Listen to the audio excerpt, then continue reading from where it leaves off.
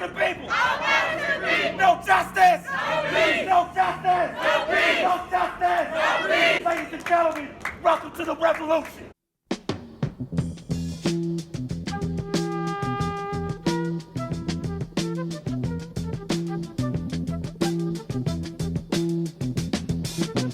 You will not be able to stay home, brother.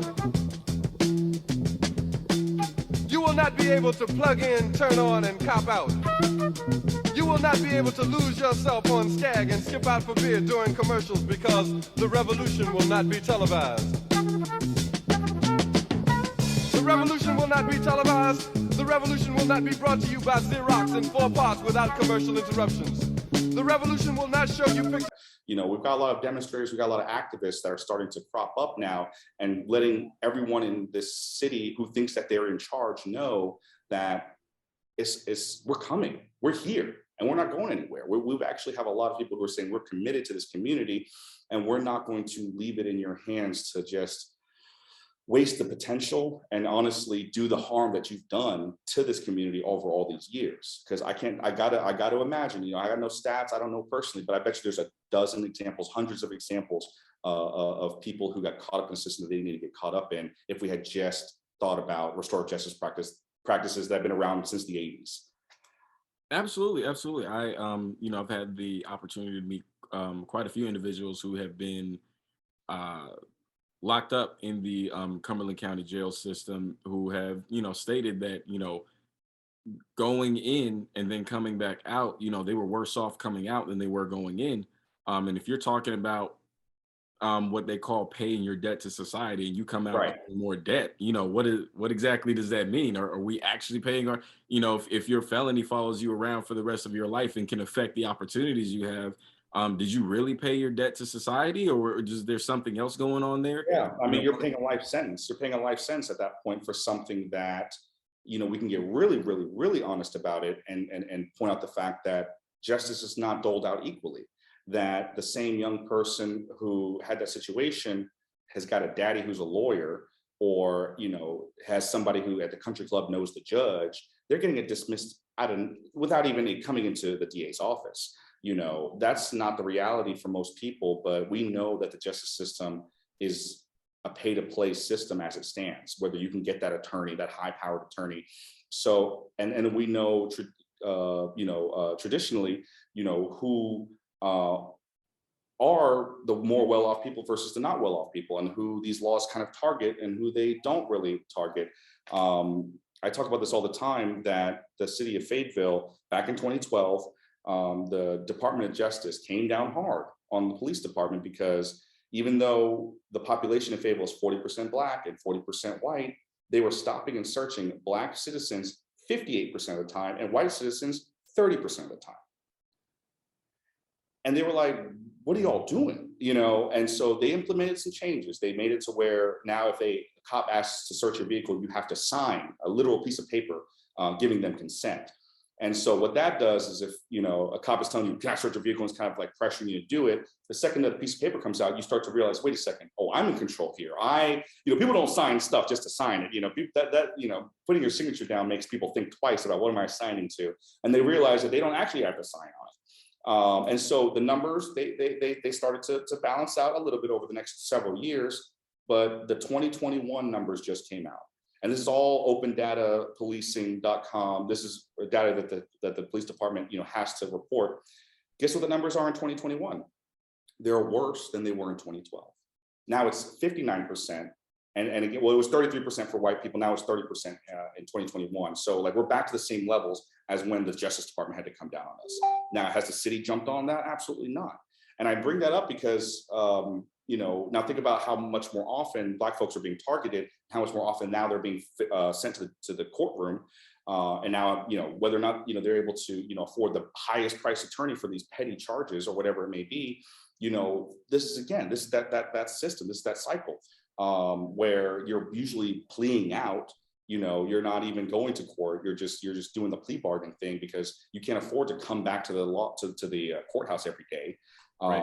You know, you're just trying to get back to work and get back to taking care of your family.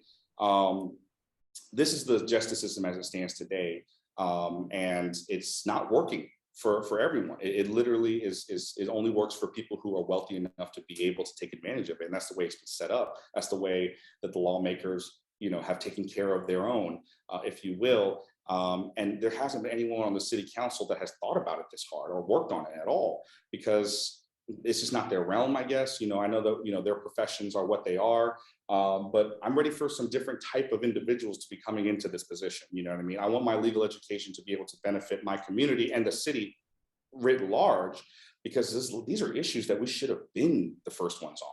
They already happened in Durham. They already happened in Charlotte. They already happened in Greensboro. It should be happening here because we're just as big, or we're close enough to it, that we should be just as on the front end of these progressive changes.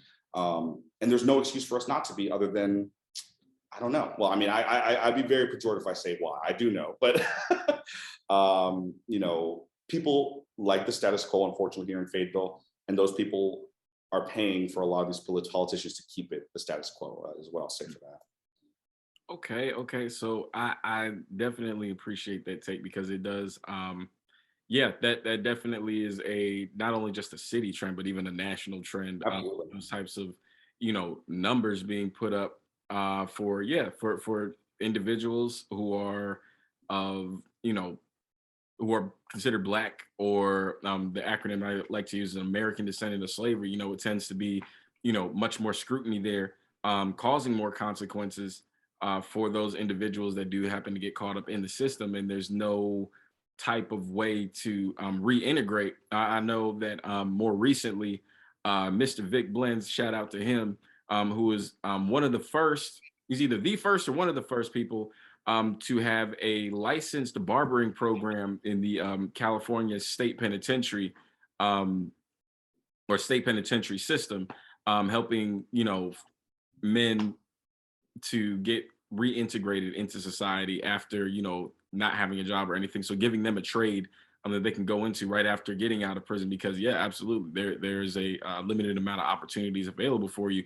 So that even kind of goes into my question about, in terms of the economics it's going to take in order to prevent these things, because we know there is a positive and negative correlation between economic opportunities and resources that are available, and the amount of crime that is committed or not committed. And one of the things that I remember learning while reading the book, The New Jim Crow by Michelle Alexander, and she talks about how scientists have determined that when you put any type of organism, whether it's a man or it's an animal, when you put a large amount of them in a small space with limited resources, it can become volatile, regardless of whether or not those people were good people or not. It's, do what you have to do to survive. And being that, unfortunately, there is quite a bit of crime and poverty, especially in specific areas, when you're talking about like the Murchison Road corridor and the Shaw Road area, where it can get very volatile. So what would be your plans to improve the economics around that particular area?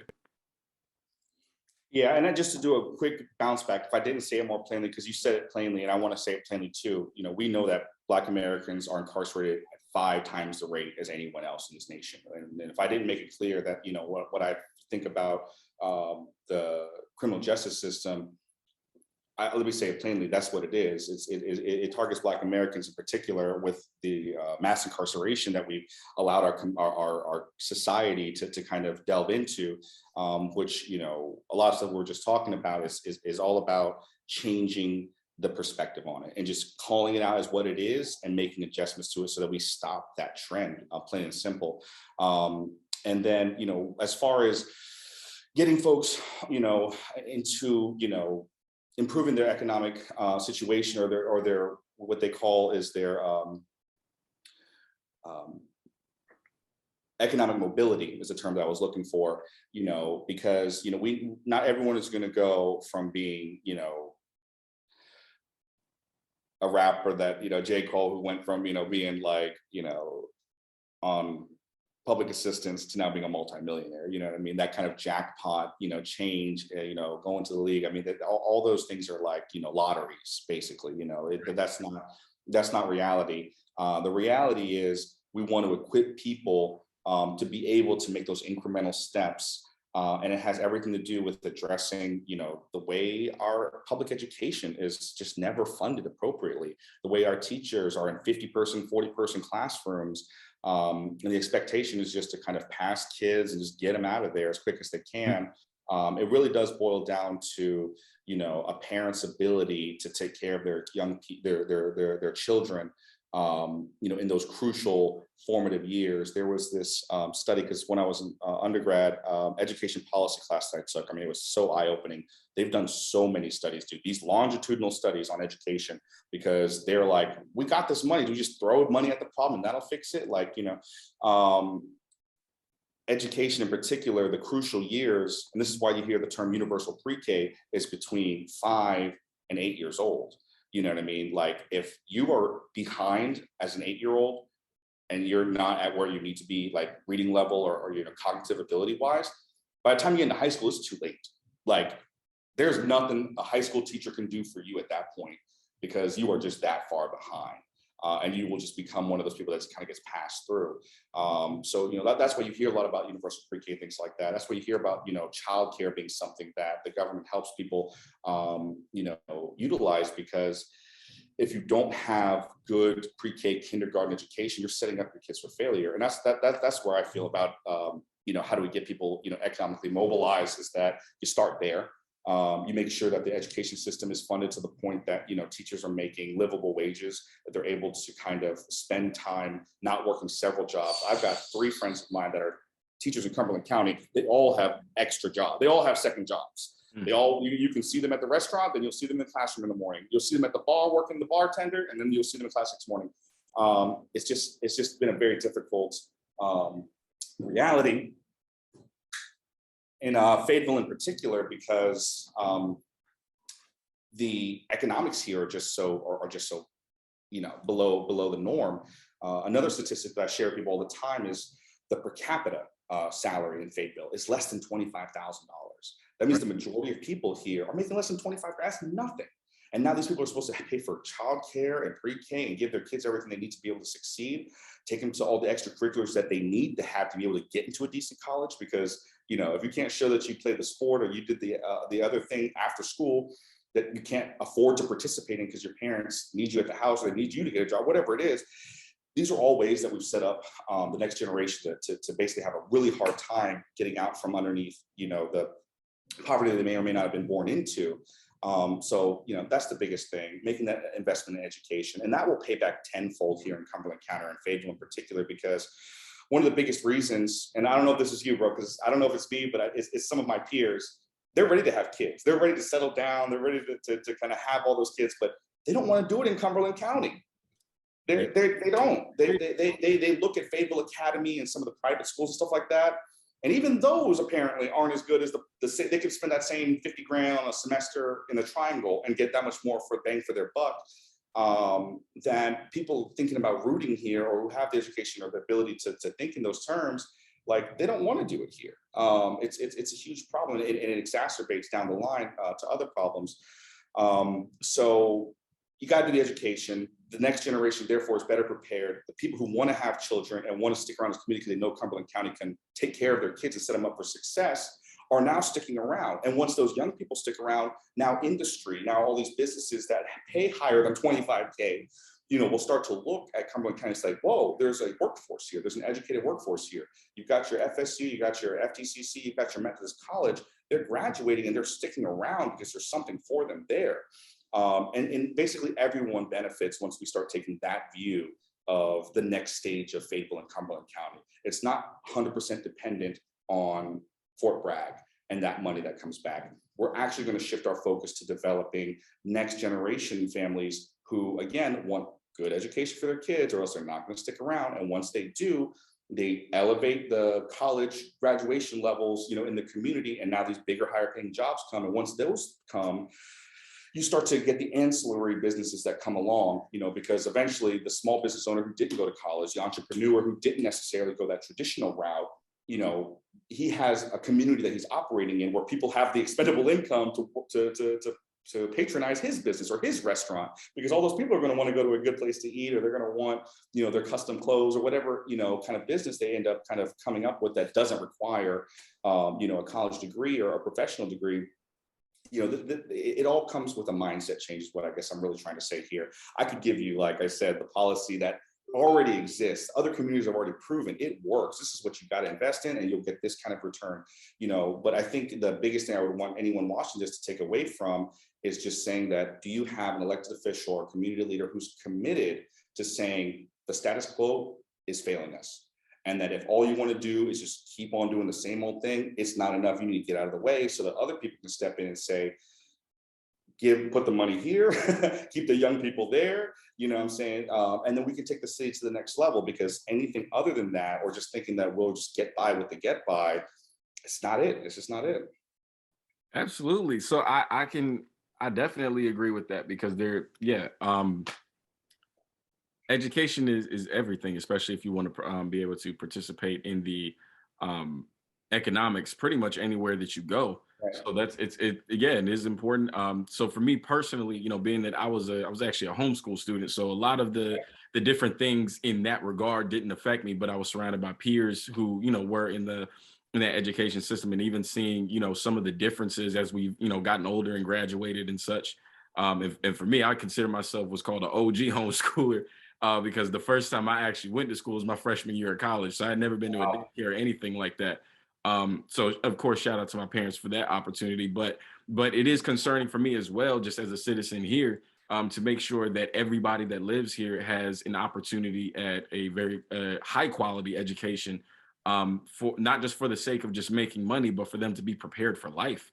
Absolutely. And that's one of the biggest things, is being able to support yourself. And I'm glad that you were able to touch on that in that manner, which kind of goes into my second question, because we have a lot of people that are talking about, wanting to stimulate the economy by making this an environment to cultivate business, by being able to bring in businesses. You have talks about Amazon being able to set up here.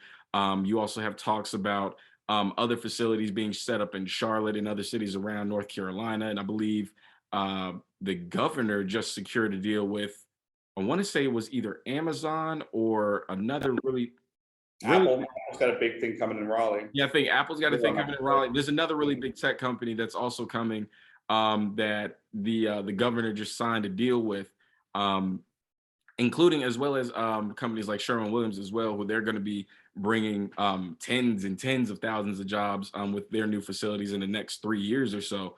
And so with Fayetteville, one of the, big things being said about that is, that's how it's going to stimulate the economy. But the real question is, how do you ensure that those companies that move here will actually hire Fayetteville residents? Because it'd be very easy for, an Apple or an Amazon to be able to bring in all of their tech experts from, Silicon Valley and different places in Oregon and MIT and the like. But how do we make sure that the talent here in Fayetteville is being looked at and being hired, as well as that actually helping to stimulate the economy, rather than creating an economic vacuum in which, resources are being sucked out, but nothing's really being put back in? No, 100%, Christian. I mean, you said a lot right there. That is exactly right. And we've seen the wrong way to do it when, IBM and a lot of the Lenovo's came to Durham, 10, 15 years ago.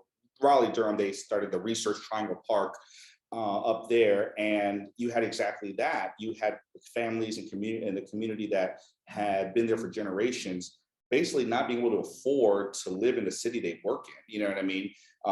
Because they weren't in the tech industry, they were, in the service industry, or they were in other industries, and like they couldn't afford to live, where their family had lived for generations.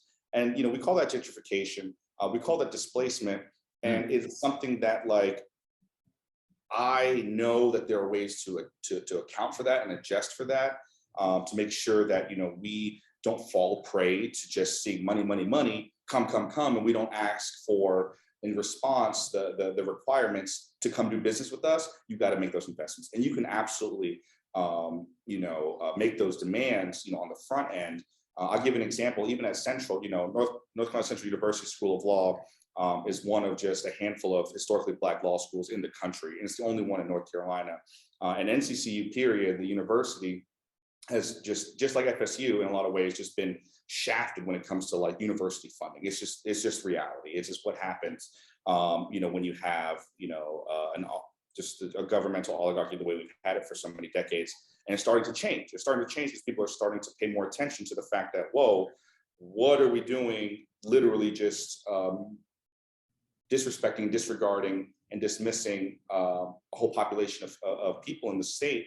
And IBM, has a new program at our law school where they have gone out of their way to say, hey, we want to create this partnership with the university and with the law school. So where we have our current attorneys and our current experts, like literally paired up with the people there, with the students there, so that they get that individual internship, that individual training, and that opportunity to then make the big bucks working for those bigger companies. It's all purposeful engagement. So if there was any sort of company coming in, that's the first question I'm asking, is what are you doing to integrate yourself into these universities?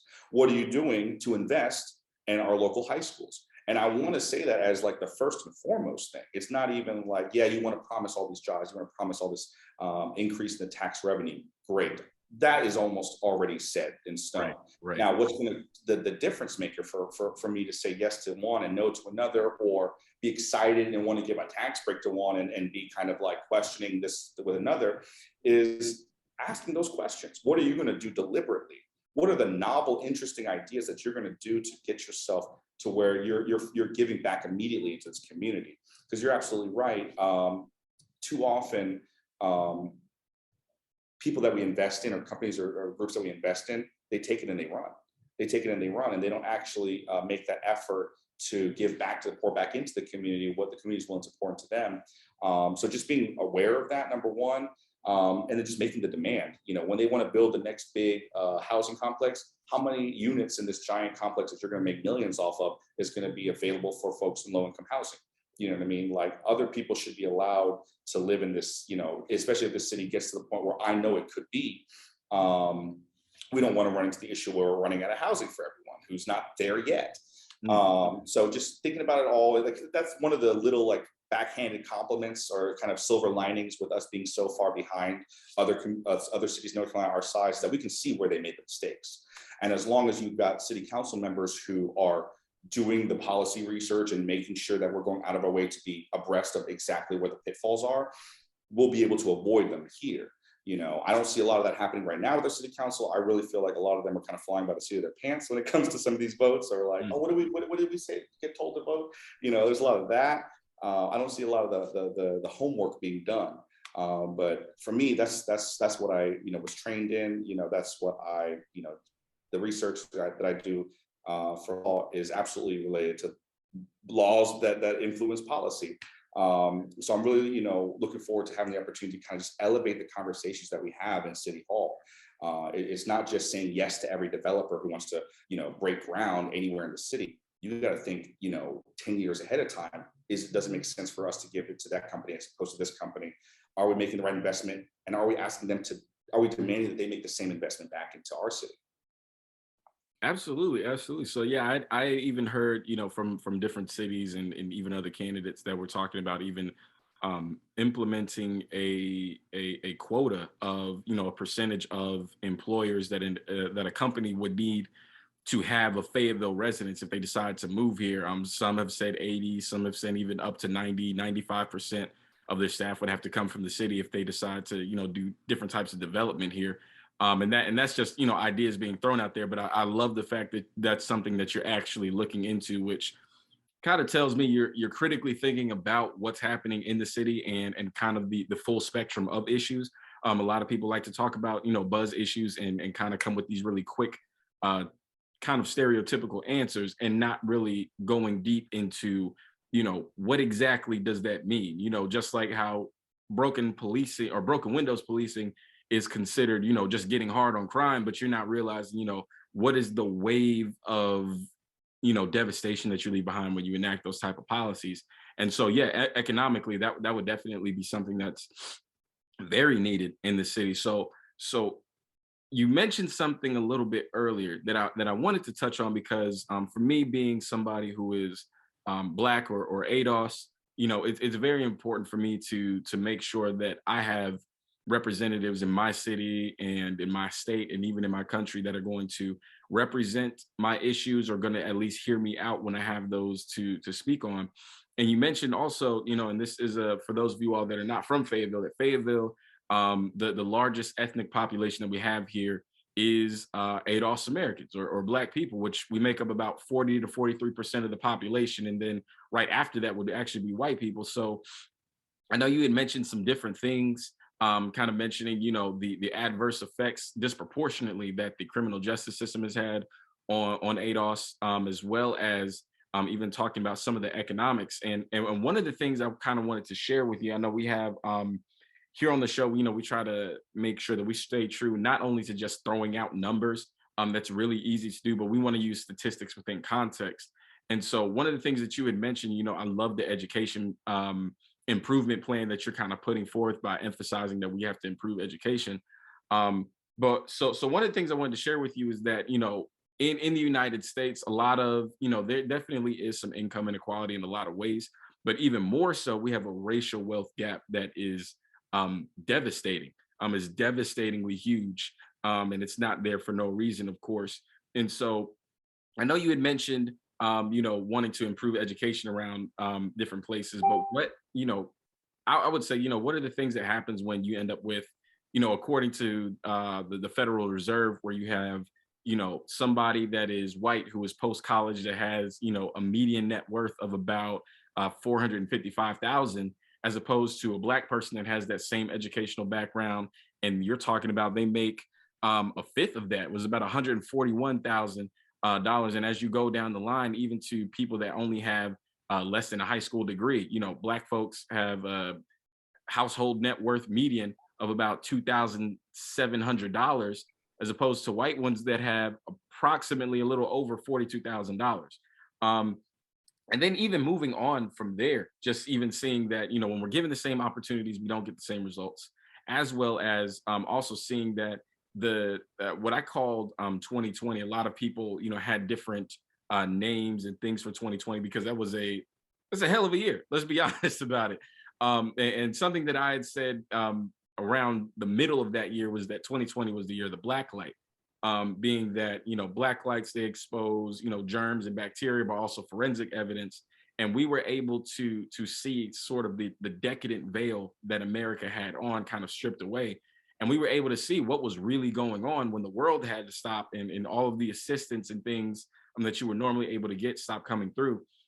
And we were able to see that, also according to the Kansas City Federal Reserve, Black people, 73% of us don't have enough money saved up to cover 3 months worth of expenses. That's compared to 37% of white people that are facing the same thing. So when you're talking about these very real things, and then also talking about that you have a district that has a very high Black or ADOS population, if you have one, what is your agenda specifically for the ADOS community here? No, absolutely. I mean, I love that analogy you made about the Black light and just the kind of spotlight that was put on these issues. I mean, we learned the hard way how grocery store workers were the real MVPs, during that time. All these jobs that people looked down on, that they weren't real careers and whatnot. Jobs that again, minorities disproportionately occupy. These service industry jobs became the most important, work that needed to be done to keep our country moving when we were completely shut down. I like to think that, every year, every month, constantly, as long as we're pushing it, because, Dr. King said, you can't be complacent. You can't expect that, this progress will come on its own or naturally. We have to be the ones that push it. I think about that and everything you mentioned and just say that we have to address these things. We have to name them the same way that you just named them and say plainly that this is our reality, that you can say that, oh, Barack Obama's president, racism's over. Oh, whatever happened hundreds of years ago, that doesn't impact now.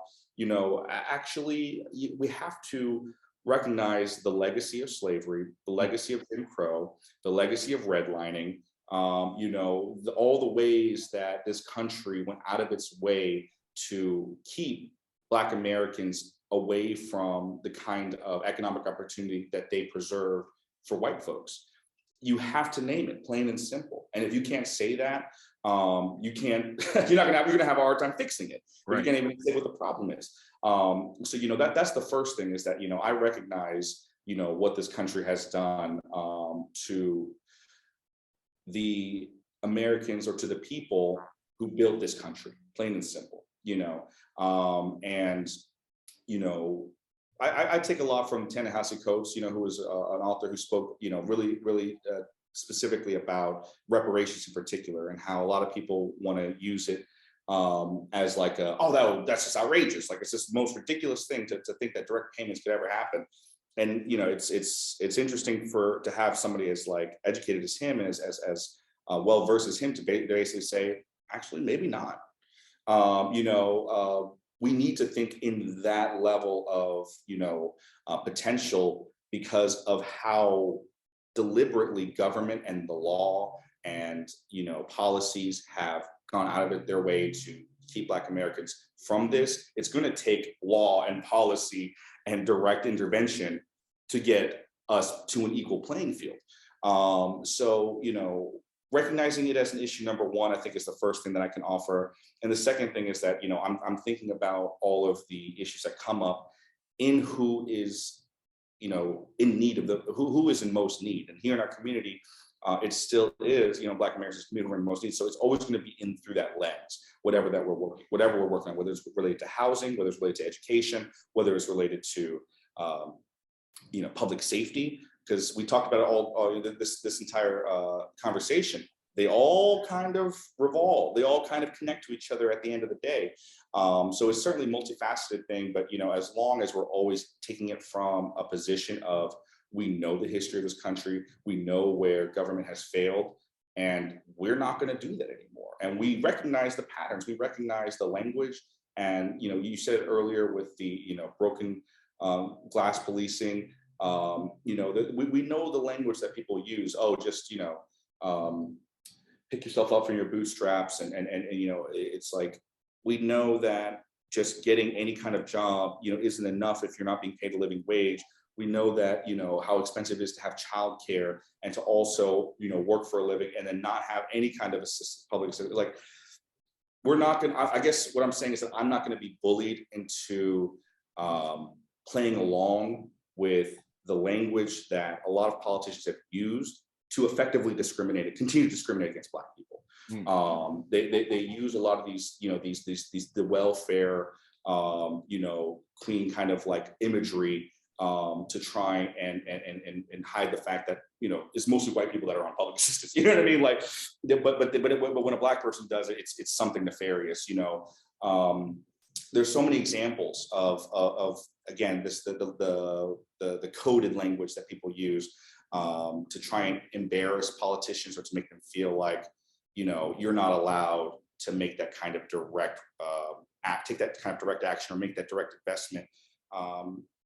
But I see through it. I see through it, and I don't think that I'm not concerned at all with basically being able to say that, like, any kind of development that we're doing is going to be with gentrification in mind, because who does that negatively impact? Black Americans. When it comes to police policy that needs to be redeveloped, if we don't redevelop it, you're harming Black people in this community because they are over policed, and so it's like everything that we do has got to be taken in that lens. And so I'm looking forward to being able to do that, and not act like it's something that can wait any longer. We're at the point that we're at because people just kind of want to say, oh, we made some progress. That's good. Let's take a break now. Let's not do anything controversial again for another 6 months. Absolutely not. If we did one big progressive move, I want to make another one next week. When's the next council meeting? Do we need to call a special meeting? You know what I mean? Like, there's no reason to rest on our laurels, or to act like this job is done, or the work is done, or we clocked in, we clocked out.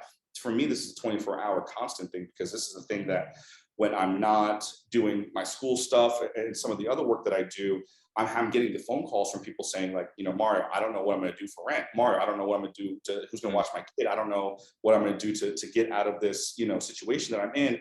So this is a 24-hour problem for people in this community. So you got to treat it with that sense of urgency. And I don't see it. I don't see it on our city council right now. I know that I know that they put their feet up real high whenever there's not anybody looking at them and keeping an eye on them. Thankfully, we've got a lot more in the activist community that are like making sure that they feel that pressure. I'm just looking forward to being able to exert that same pressure from the inside.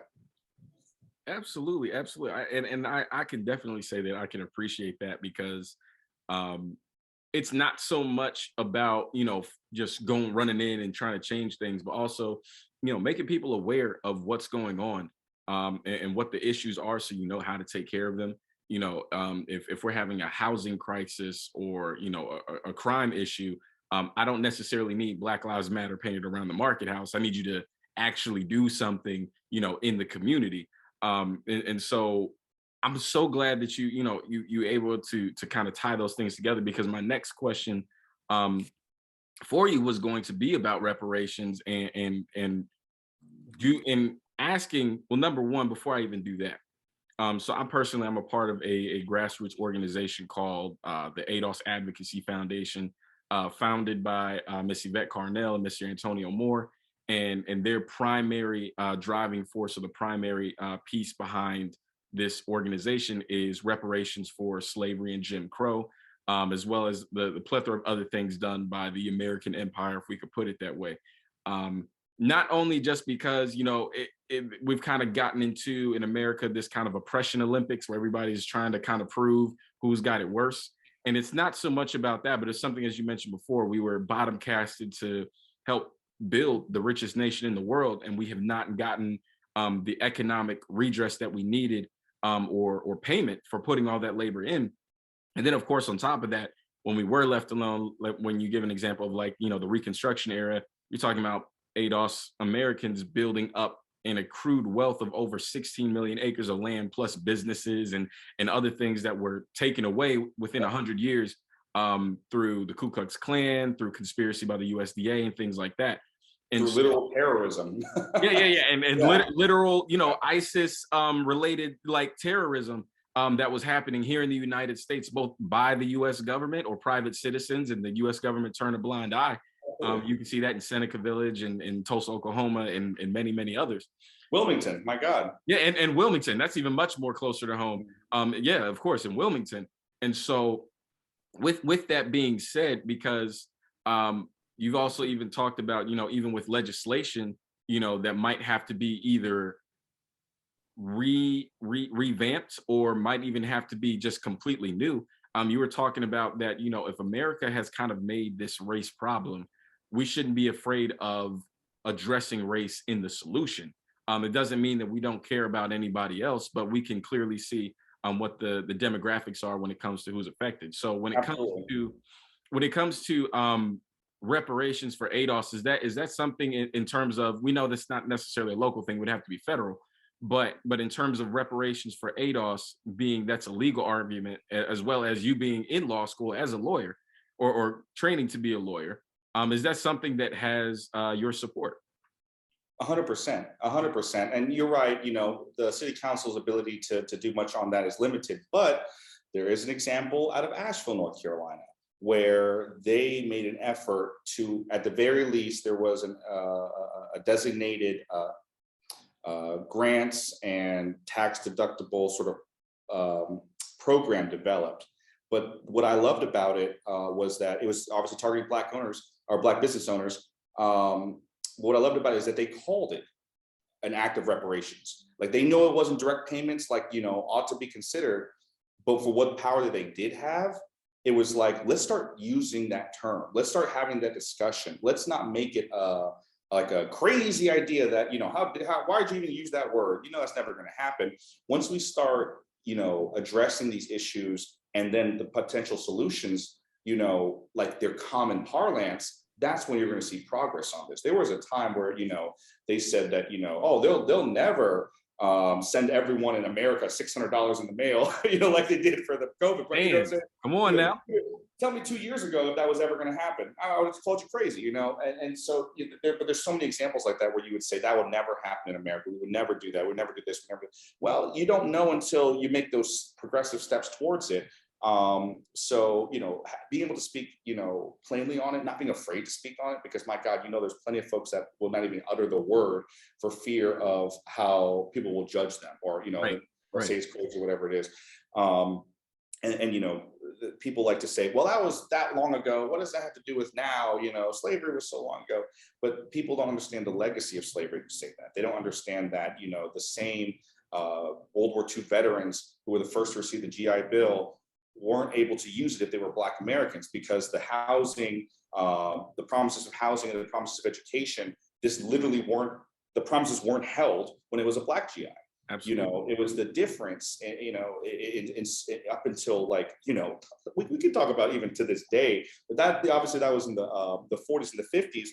But these problems with racist covenants and neighborhoods that you couldn't move into, loans that the banks wouldn't give you, because you grew up, because you live in a Black neighborhood, all of those things impact us now. Colleges didn't accept Black students, on a regular basis, depending on the level of Ivy that they were, and any sort of real numbers up until recently. And by that I mean the 80s and the 90s. There's so many examples of the way that the legacy of slavery, it just permeates every decade. It's we took one step forward, but then there's 10 other steps. I honestly think about this quote by Malcolm X, where he says that if you stab me in the back 9 inches and you pull it out 6, that's not progress. If you pull it out all the way, that's not progress. It's not until you heal the wound, that I will consider it progress. But the problem is that, and then the quote ends with him saying, but there's a lot of people who won't even admit there's a knife in the first place. And that's how I feel about, a lot of these issues that we've just been discussing, is that you have so many people that will say, again, that was so long ago. Why does the American taxpayer have to pay for stuff that, all these people who long since dead did? It's because they don't recognize how this government has perpetually, found another way to stick another knife in. And it's time that we address it. It's a time that we take it out, and then it's time that we heal that wound. And I think reparations is one of the ways that we do that. It's not the only way, but I think it's one that we shouldn't act like it's a taboo concept anymore. Absolutely. That is definitely a concept I've talked about quite a bit on my shows as well. Because it shouldn't be a taboo subject, as well as considering the fact that it's a regular practice actually that America has engaged in since 1862 at least. When you're talking about Abraham Lincoln giving reparations to slave owners in the Washington, D.C. area, and then as recently as Donald Trump himself gave reparations to Guam World War II survivors and their descendants, whichever one was applicable. Right. So a lot of people, especially people, as you had kind of mentioned before, even on the conservative side of the aisle, find this idea very problematic, and not even realizing that one of the first mentions of reparations in the Senate was Thaddeus Stevens and Charles Sumner, who were two white Republicans that said that Black Americans will never really be able to be free in this nation without reparations.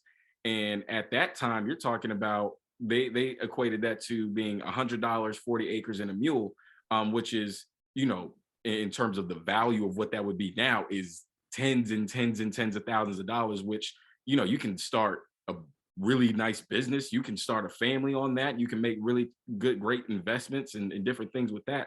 And so I appreciate the fact that you kind of recognize it. I think I appreciate the fact that the country's consciousness is being raised a little bit, and understanding that these are real live effects that we have, not only just from slavery ending in 1865, but we even have, documentation or legislation saying that, slavery ended in 1942 through the Circular 3591, or the Classification 50 of the 13th Amendment, where it had to be redressed. And that's in a video I've mentioned before. You guys can all go back on my channel and check that out. But I definitely appreciate that perspective on it, because yes, one thing that you mentioned that needs to be emphasized is that these are not issues that can wait any longer.